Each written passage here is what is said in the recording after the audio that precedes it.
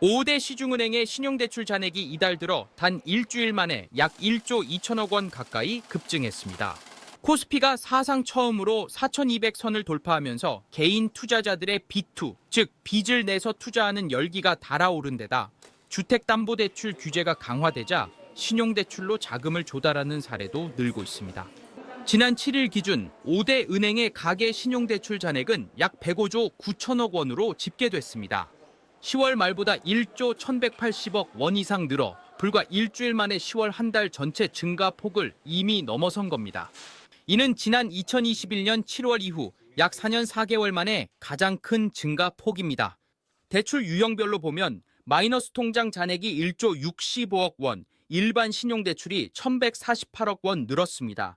전문가들은 주식시장 상승세가 이어지는 동안에는 이 같은 비투 흐름이 계속될 가능성이 높다고 보고 있습니다. 저유가 저금리 저달러의 삼저 국면. KB증권 김동원 리서치센터장은 지금이 1980년대 삼저 호황 초기와 유사하다며 강세장이 이어지면 코스피 7,500선까지 가능하다고 말했습니다. 원화 약세에 대해선 일시적 현상으로 판단했습니다. 외국인 순매수세가 커지고 이른바 서학개미가 국내 시장으로 돌아와 불확실성이 완화되면 원화 가치도 안정될 거란 설명입니다. 내년 코스피 상장사 영업이익은 올해보다 36% 늘어난 410조 원이 예상되며 이 가운데 69%가 삼성전자와 SK하이닉스 두 기업에서 나올 거로 전망됐습니다. AI 산업이 닷컴 버블과 비슷하다는 우려엔 시기상조란 입장입니다. 긍정적인 전망 속 개인 투자자들의 레버리지 투자는 빠르게 늘고 있습니다. 신용거래 융자 잔고는 26조 2천억 원, 4년 만에 최대치를 경신했고 은행권 신용대출 잔액도 일주일 새 1조 1천억 원 이상 불어났습니다. 한국은행의 금융취약성 지수 역시 3분기 연속 상승했습니다. 전문가들은 특히 상대적으로 종잣돈이 적은 청년층에서 공격적 투자가 대폭 늘어났다며 변동성이 커진 시장에서 상환 부담과 손실 위험이 커질 수 있다고 우려했습니다. SBS 박서경입니다. 네, 한 기자, 최근 신용대출 규모가 많이 늘었나 보네요. 네, 먼저 5대 은행 가계 신용대출을 보면 이달 들어서 일주일 새 1조 2천억 원이 늘어났는데요. 4년 4개월 만에 최대 폭입니다.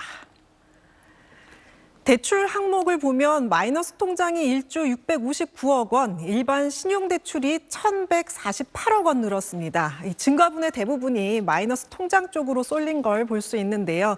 이때 기간이 지난주인 11월 7일과 그 전주인 10월 말을 기준으로 비교한 건데 이 시기 주식 투자 열기가 커지면서 투자용 자금이 늘어난 영향으로 보입니다. 이 시기 주식시장 흐름을 보면요. 11월 초 코스피가 사상 처음 4,200선을 돌파했죠. 지수가 고점을 찍자 지금 아니면 늦는다는 심리가 퍼졌습니다. 그런데 이후 급락 국면에서도 흐름은 비슷했습니다. 지난 5일 코스피가 장중 6% 넘게 밀리며 3,800대까지 떨어졌는데요. 하루 새 마이너스 통장 잔액이 6천억 원 넘게 늘었습니다. 지수가 떨어져도 개인 투자자들이 오히려 이때가 저가 매수 기회라며 빚을 내 들어온 겁니다. 그 주 전체로 보면 외국인은 코스피에서 7조 2천억 원을 순매도, 개인은 7조 4천억 원을 순매수했는데 외국인이 던진 주식을 개인이 거의 그대로 받아낸 겁니다. 물론 이 신용대출이 늘어난 게 주식 투자 때문만은 아닙니다. 정부가 주택담보대출을 강하게 조이면서 집을 사거나 전세자금을 마련하려는 수요가 신용대출로 몰린 경우도 있습니다. 결국 투자자와 실수요자 모두가 신용을 끌었었다고 할 수 있겠습니다. 네, 이것도 비슷한 얘기죠. 네, 이 증권사 신용융자 잔고가 26조 2천억 원을 넘어서면서 사흘 연속 역대 최고를 경신했습니다. 신용거래융자 잔고는 투자자가 주식 투자를 위해 증권사로부터 보유한 주식 등을 담보로 자금을 빌린 뒤 아직 갚지 않은 금액을 뜻하는데요. 개인 투자자들이 은행에서 빌린 돈뿐 아니라 증권사 계좌 안에서도 빚을 더 키우고 있는 겁니다.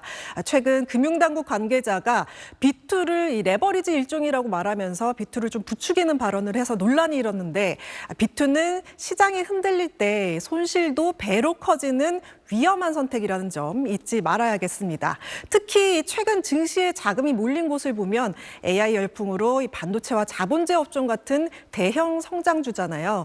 실제로 두 업종이 코스피 시가총액의 절반 이상을 차지하고 있는데요. 주가가 흔들리면 증권사에서 빚으로 산 주식이 강제로 팔리는 반대 매매가 늘어나면서 주가 하락이 더 빨라지고 손실폭도 커질 수 있습니다. 여기에 주가 상승을 견인하던 외국인 자금이 빠지면 시장 변동성이 한 번에 확대될 수도 있습니다. 네, 한 기자 잘 들었습니다.